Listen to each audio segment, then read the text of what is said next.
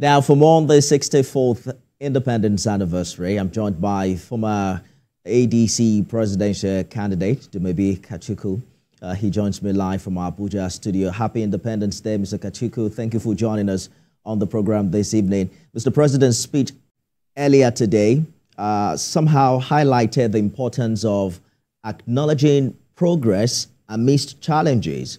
What are your thoughts on striking a balance between reflecting on setbacks and recognizing our achievements as a nation? How do you weigh the pros and cons of Nigeria's journey so far?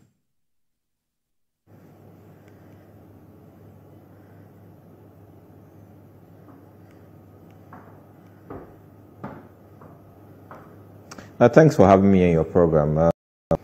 It's a good question. I believe that the speechwriter definitely had a very difficult time. But obviously, when you look at the body politic, you look at the situation within Nigeria today, what do you write for the president to say to Nigerians at a time like this, when obviously all we see are the challenges that face us? So the speechwriter struggled, and the struggles came throughout the speech. So the president took us back down memory lane to the creation of Nigeria, and talked about our founding fathers and what we should look forward to, what we should expect. But what surprised me the most about the speech, that the critical issue facing Nigerians and all Nigerians today is the vexatious issue of subsidy removal and the cost of fuel, the rising prices of goods and services in Nigeria. And the president did not address that in his speech. And I'm sure for a lot of people, that caused a lot of anxiety. The president devoted, I think, a paragraph and a half to security, where I must say that it's clear that the presidency, they are doing quite a good job in taking on the fight to the terrorists in the northwest and the northeast.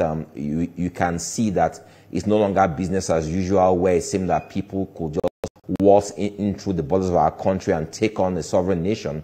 Or it's clear that we're taking the fight to these people now. So that's obvious. So that's one major achievement of Tinubu's administration. But he just devoted a paragraph and a half to that. You know, he devoted four paragraphs to the youths. Tensions, it will always boil down to implementation. And we can see that the failure of this government is in the area of implementation. So he speaks about the youths. They have a national youth fund, about 100 billion naira, in the Ministry of Youths. And if you ask about implementation today, I don't believe it's up to 10%. I don't believe they are really doing much there. There are a lot of areas where all the good policies that the president comes up with, speaks about, and when you speak about implementation, you don't see that they are being implemented as seriously. So this is what frustrates Nigerians. Every day, as a business owner myself, they recently passed the minimum wage bill, 70,000 naira now, and we've been told it's against the law for you to pay anyone less than that. The issue is, how are businesses going to cope with that? What are they supposed to do? Businesses are folding up. I felt that the economy should have been addressed squarely. Whatever policies, programs the president has for the economy should have been addressed squarely. This was a good opportunity for him to tell us exactly what, instead of speaking in general terms, he should have given us specifics as to what he was going to do to fix the economy. I felt that the speech was lacking in that. Like I said when I started, the speechwriter definitely had a difficult time crafting this speech, because the issues are very, very, very, very serious. And obviously, it's difficult to try and take a lot of these things in one speech. Tell that you have taken time to scrutinize Mr. President's speech, identifying what you call the great omission about the price of fuel. But when you ask the question, how will businesses survive? I thought you provided that answer in your daily nugget, which you shared some 10 hours ago. According to you, I think you were asking the question of how do we survive, and you're saying it is now a world of needs and not want. This should be the question every one of us should ask before we make any purchase. Do I need this or do I want it? Is that more or less like a comic relief for you, or you think that Nigerians can really understand that position as to how to cope in this time?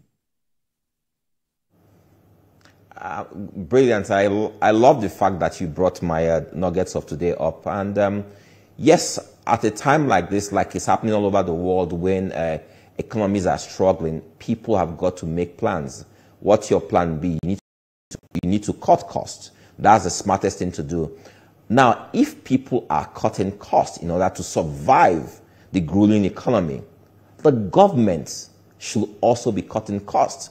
But the people are frustrated because they don't see the government to be cutting costs. So you understand the dilemma of the Nigerian people.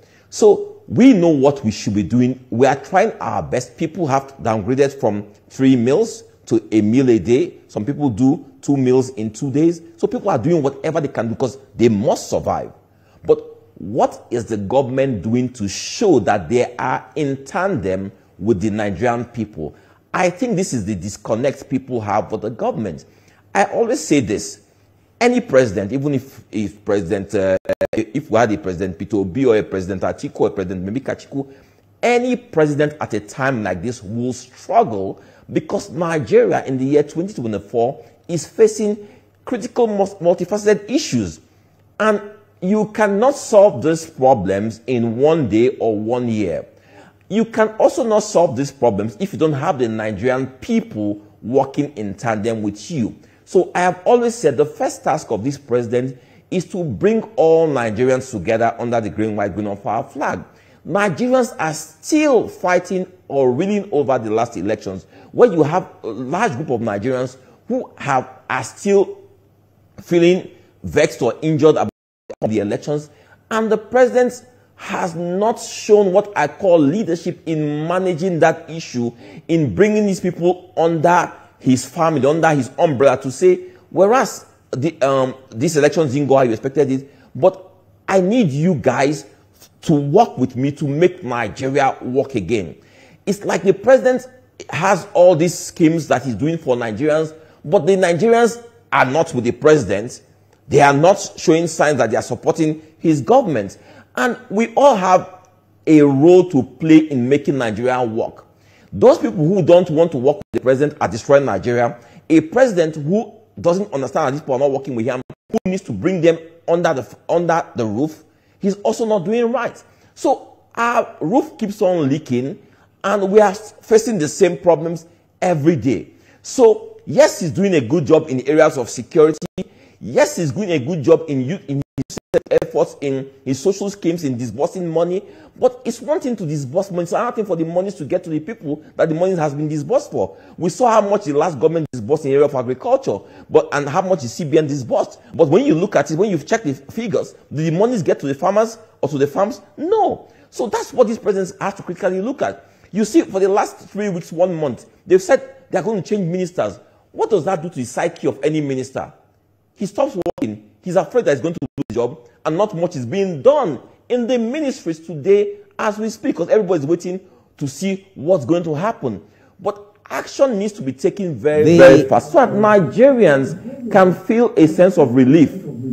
The expectation for Mr. President is that if farmers are able to return to those areas, to those farmlands they left because of insecurity, it will boost production and eventually drive down the cost of living for many Nigerians. I think time would tell whether or not the speech was inspiring enough. One of the things you have said in one of your nuggets is the need for, if our negative pull us down, our positives must also pull us up.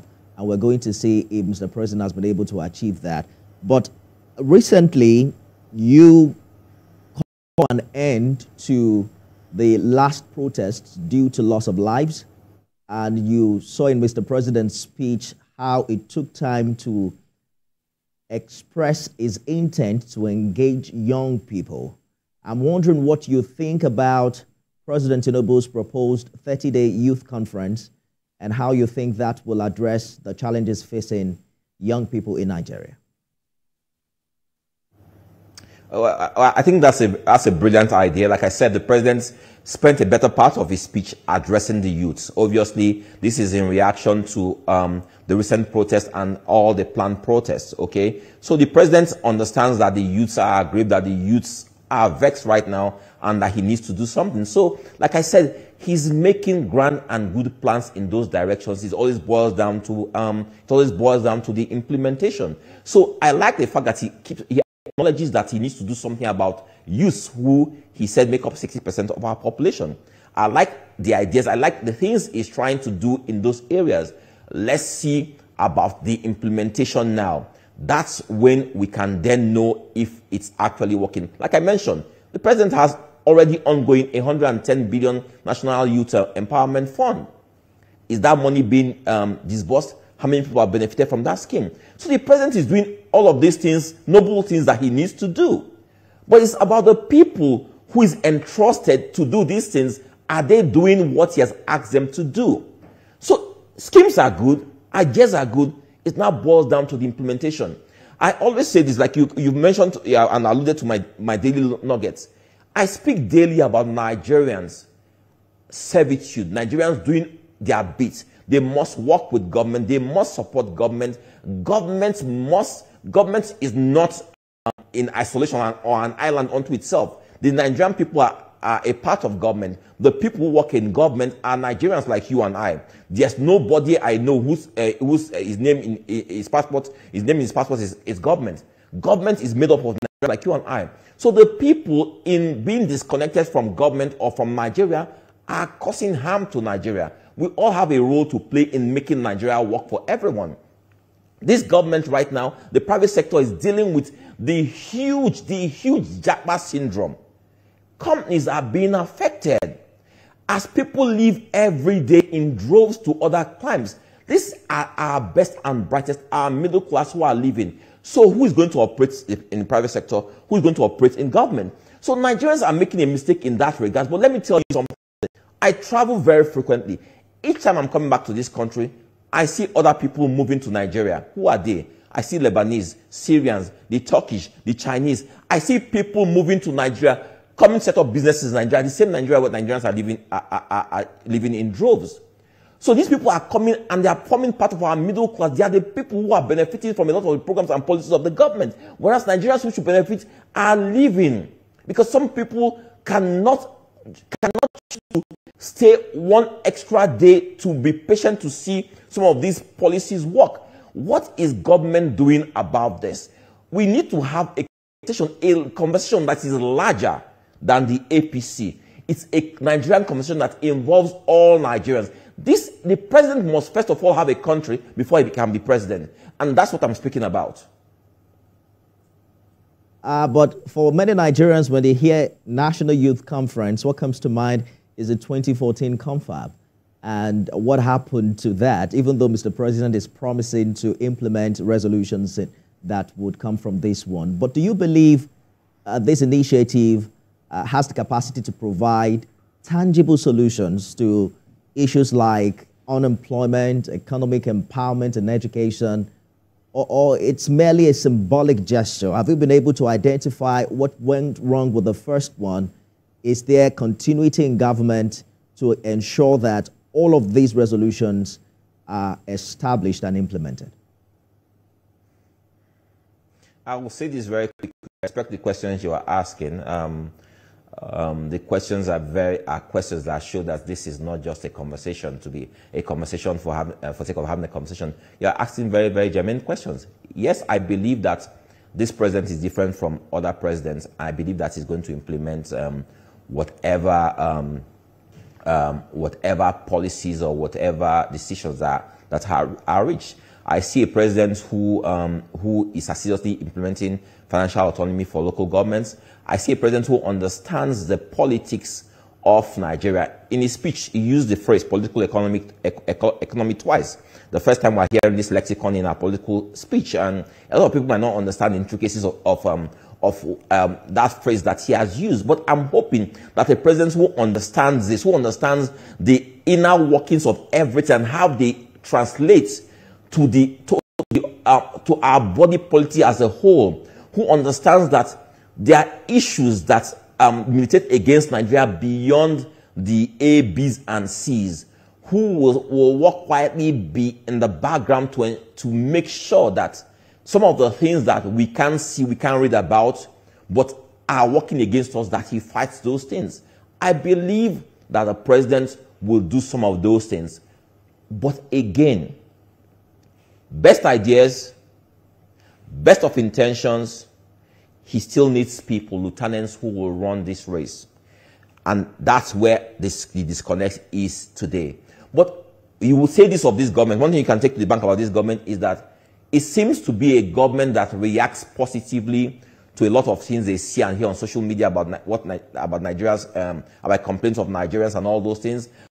The fact that in the last 2 months or so, this government has taken on the issue of the youths and their worries, and they are doing a lot to speak about this, to address this. Whereas a lot of our last president, you can protest all you want to protest. See? You are just you are just probably clowning about, you know. But we see this government responding, you know. Whereas they don't really, they can be like from former president, but they are responding, indeed, which is good. You know, the reality is that opinions remain sharply divided as to the performance of this current government. Even though Mr. President acknowledges the challenges Nigerians are faced with and is optimistic that his reforms are showing positive signs, people are still sharply divided as to, you know, the direction this administration has taken. My question, however, is how do you think citizens can hold their leaders accountable for delivering on campaign promises? We've seen protests and how they turned sour. We've seen some other forms of civil disobedience that have impacted drastically on the economic reality of the Nigerian people. 64 years after independence, have we been able to come up with, you know, acceptable format of how Nigerians can call government to, you know, action without necessarily disrupting their governance? Well, that's what social media means to this generation of Nigerians. But the challenge we have is that people don't use social media positively. It seems that a large part of our population are more interested in using social media for skits and jokes.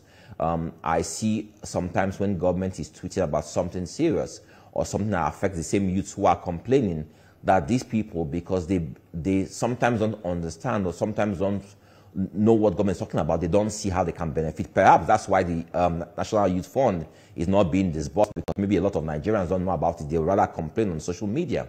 I always say this, you know, I was part of student union movements. When people want to protest, when people want to go on strike, they don't give you notice. Youths don't give notice. The day they are fed up, they will go out on the streets. So I always say this so-called protests that we're seeing, are witnessing, when they're always giving you 30 days notice and what have you, these protests are just, they are what I call a sham or a scam, you know. When the people are truly fed up, no one is going to tell them to go out and truly protest. So what we see are people who are bargaining in the background and doing a lot of stuff and all those things, you know. But it's good that the presidency or the president seems to talk to them, and because people are truly going through hard times. People are struggling. Businesses are closing, and what do you know? How do people protest? I will say one way of protesting is to start having more town halls to speak about these issues. But beyond speaking about the issues, we need to start focusing on solutions. You will see that every time on social media you see things going viral, it's our people complaining about what government has not done. But you rarely see people speaking about solutions, about what government needs to do, solutions that work. I spoke last time about the need to, about organizing town halls where we need to speak about solutions, solution-centric town halls. Government belongs to all Nigerians. If the country fails, we all fail. The reign of a bad economy is pouring on all Nigerians. So Nigerians should be speaking about solutions and not problems. We engage too much in problems, because when we speak about problems and people say something, they are angry, it goes viral. We need to start making solutions go viral so we can have solutions to our dilapidated infrastructure. We can have solutions to our failing economy. We can have solutions to creating employment for our youth. We can have solutions to making sectors that used to be vibrant, like the textile sector, making them vibrant once again. We can have solutions to crude oil theft. We can have solutions to the myriad issues, education sector that just seems downhill every day. I agree. When we start speaking solutions to all of these things, the government will listen. I agree that we cannot exhaust all of these issues in a single conversation. Nigerians are pregnant with hope. We are hopeful that the renewed hope will be delivered in the lifetime of this administration and that this government will be able to match words with action. ADC presidential candidate in the 2023 election, Dumebi Kachikul, thank you so much for talking to us on the program this evening. Thanks for having me. After the break, we'll dive into the economy and measures to cushion the hardship. Stay with us, everyone.